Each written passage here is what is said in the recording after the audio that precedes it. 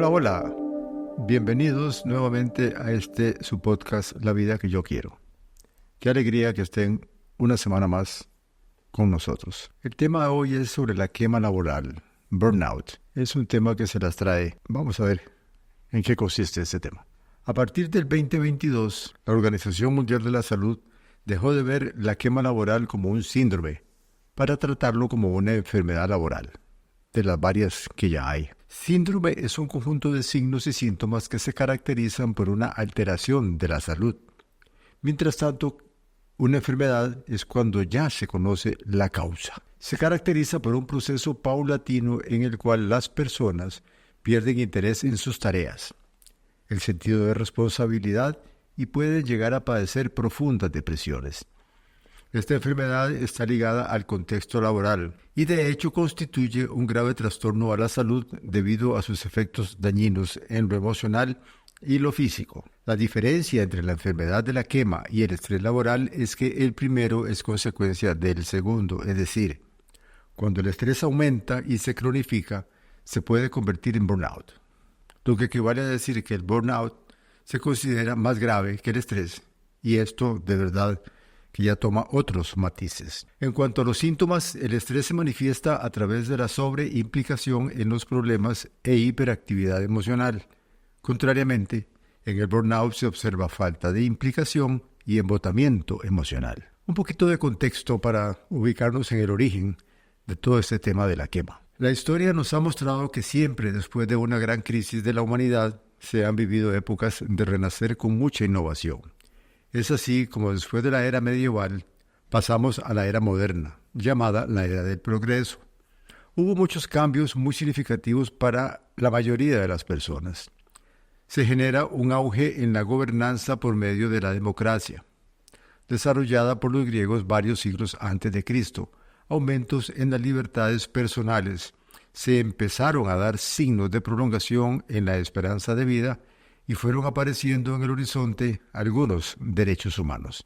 Sin embargo, el detonante más importante fue la mejora en el bienestar material de la humanidad, con el soporte de la ciencia y la tecnología, dando paso al desarrollo de una economía basada en el mercado. Estaban haciendo así el capitalismo de consumo. 3 principios eran la justificación y el medio por el cual la humanidad se suponía llegaría a vivir mejor. La maravilla de las ciencias y la exactitud de las matemáticas. Las nuevas tecnologías, las que facilitarían la vida de las personas. El atractivo del mercado, capitalismo de consumo, lo que fomentaría el bienestar económico de la sociedad. Ahora bien, todo esto del burnout nace a partir de 1911 con Frederick Taylor. Se le considera el padre de la administración científica. En su libro llamado Los Principios de la Administración Científica, que llegó a ser algo así como la Biblia de las organizaciones, incrustando en el corazón de la civilización el concepto de eficiencia. Se llegó a tal punto que los aportes de cada trabajador al proceso total era una única tarea, sencilla y repetitiva, con manuales escritos de cómo hacer cada movimiento buscando el máximo de eficiencia. El rendimiento de todos los trabajadores se estandarizó, lo que eliminó idiosincrasias de conductas individuales, lo que también provocó que los operarios resultarían indistinguibles de las máquinas que manejaban. Esto dio paso a que los trabajadores fueran considerados como parte de las máquinas, un recurso más que administrar. Empezó así la deshumanización de las personas en el trabajo, lo que ocurrió a partir de las primeras décadas del siglo XX. Nacieron así los departamentos de recursos humanos, término que hoy no tiene cabida, ya que las personas no son un recurso más, no se administran, sino que se lideran. Por eso es mejor el término Departamento de Bienestar Humano. Unido a este concepto de eficiencia vinieron modificaciones al sistema educativo, el que debería estar a la altura de los nuevos requisitos laborales, lo que exigía preparar a los estudiantes para el naciente sistema industrial, cuyos principios fueron el uso de la ciencia para mejorar la eficiencia, aumentar la productividad y crear abundancia económica. Los sistemas educativos cambiaron para enseñar a las personas a trabajar buscando la eficiencia. Empezó el cronómetro a ser ese motor que mueve la vida laboral y eso ha llegado hasta nuestros días. Los apóstoles del Evangelio de la eficiencia subordinaron lo estético a lo utilitario. En su visión de las cosas, la preservación de paisajes naturales y lugares históricos quedó subordinada al incremento de la productividad industrial.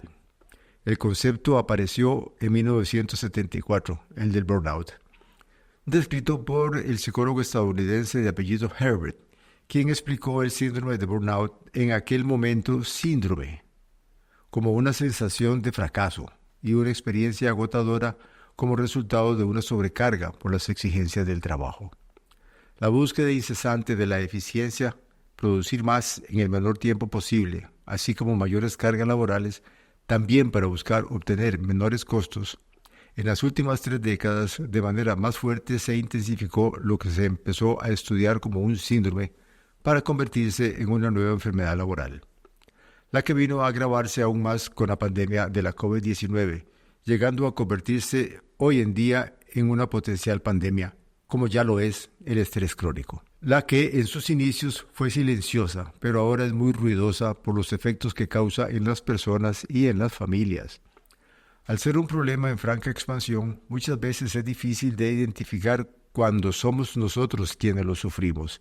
Es importante conocer cómo se manifiesta a nivel físico y emocional. Veamos algunos síntomas. Agotamiento emocional. El estado de cansancio afectivo en el que el trabajador no puede más debido a trabajar atendiendo clientes y o en relaciones laborales con sus compañeros en condiciones no adecuadas para el trabajador. Despersonalización. Consiste en la deshumanización y endurecimiento afectivo.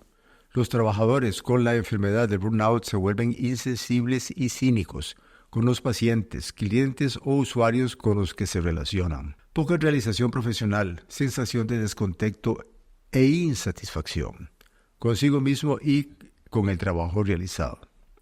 Estudios recientes con asombro muestran que 1 de cada 10 personas activas laboralmente están quemadas con esta enfermedad.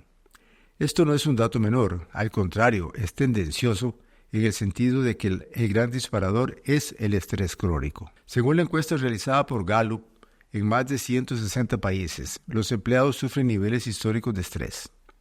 En el 2022, el 44% de los empleados encuestados afirmó haber experimentado mucho estrés en el trabajo el día anterior, manteniéndose el estrés de los trabajadores en un nivel récord y continuando una tendencia de elevado estrés que comenzó casi una década antes.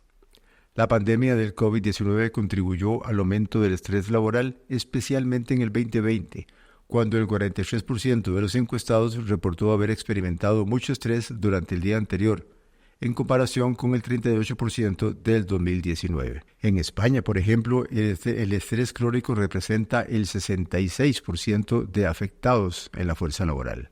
En Estados Unidos, el 52%, mientras que en América Latina es el 41%. Todo esto es una bomba a punto de estallar, lo que producirá mucho más gente quemada. Los perfiles de los trabajadores quemados es que son muy autoexigentes, con malas dotes de asertividad, conformistas, inseguros, dependientes, muy perfeccionistas, con baja autoestima. Son los más propensos a sufrir esta afección. Pero al final, cualquiera puede acabar quemado en su trabajo. Algunas opciones de cómo tratarlo. La causa y desencadenante principal se encuentra en la propia empresa, por una mala gestión de los equipos humanos. Por tanto, para prevenir el desarrollo de esta enfermedad es importante que de una forma asertiva los trabajadores comuniquen la situación de estrés que están viviendo a sus compañeros o jefes inmediatos. Muchas veces eso no se hace por miedo a perder el trabajo, pero al final igual lo pueden perder, ya que el estar quemados provocará bajos rendimientos que quizás sean detonantes para el despido. Así de sin sentido es la vida laboral incesante y acelerada. Nos lleva a este nivel de estrés y de posible quema, y luego quedamos expuestos al despido por bajo rendimiento. La vida laboral se ha vuelto tan despersonificada que rara vez entre los compañeros se preguntan algo tan significativo como ¿cómo ha estado? ¿Todo bien con su trabajo? Y menos aún que sea el jefe quien tenga este tipo de conversaciones con su gente. Esto podría ser muy valioso para todos, ya que descubriría para el que pregunta y para el que responde que podrían estar en aprietos de salud emocional y o física, Hacer visible lo que nos pasa es una forma mediante la que sería útil que podamos descubrir que estamos muy estresados y que esto nos puede generar otras consecuencias.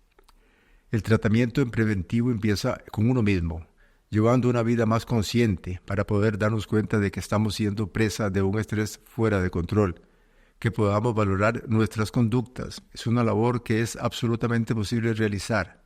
El autoconocimiento es factor clave para esta y muchas otras circunstancias de la vida. Es realmente posible y una vez que se va adquiriendo, nos vamos dando cuenta de lo extremadamente útil que nos resulta para todo, para nuestra vida buena. Otra opción es que la organización entre sus valores exista no solo la visión mercantilista hacia los clientes, sino que primero sean enfocados en las personas de la propia empresa. El Departamento de Bienestar Humano prioritariamente debe ser quien esté velando porque la gente tenga una vida laboral que no los enferme. Y esto empieza por estar valorando los niveles de estrés que se cargan diariamente. Para esto hay herramientas que permiten estar haciendo unas mediciones y así poder evitar sobrecargas de estrés que lleve al personal a trastornos de conducta. Suena como muy idílico, pero no es un buen negocio para los accionistas tener gente quemada en la organización. Ya no lo es, teniendo tantísima gente con estrés crónico. Ahora imagínense tener gente quemada. Al final es desde los mandos superiores donde será posible evitar o actuar en consecuencia, para cuidar que gente de la empresa no sea atrapada por el estrés crónico y el burnout. Siempre ha sido y será la gente la que realmente hace que todo funcione, que los planes se cumplan, que la rentabilidad se logre, que los accionistas logren sus expectativas y el personal enfermo no logra ninguna de estas metas que se esperan. En la sociedad en general hay varias situaciones comprobadas que juntas son catastróficas para la vida buena. La pérdida de la salud, en el amplio sentido de la palabra, la soledad, el burnout, el estrés crónico por exceso de trabajo, la depresión por no tener trabajo, la obesidad, la desnutrición, el cambio climático, factores todos que nos afectan nuestra salud física, emocional y psicosocial. Eso está provocando una bronca social en serio. Es una mochila demasiado pesada para cargarla. Solo el daño directo, el estrés crónico y el burnout tienen un efecto directo en la sociedad y lo más lamentable es que la mayoría no tiene la conciencia de que lo padece y lleva en su mochila esta gran carga. De ahí ese creciente malestar social que se presenta por doquier, solo por citar el amplio daño que provoca en el bienestar de la sociedad la vida laboral que llevamos. Y si le sumamos los otros factores, resulta realmente todo un desafío poder mantener la cordura. Atrévase a ser feliz. Es todo por ahora. Espero que les sea muy útil este tema del burnout. Nos vemos en una próxima sesión. Muchas gracias, que estén muy bien.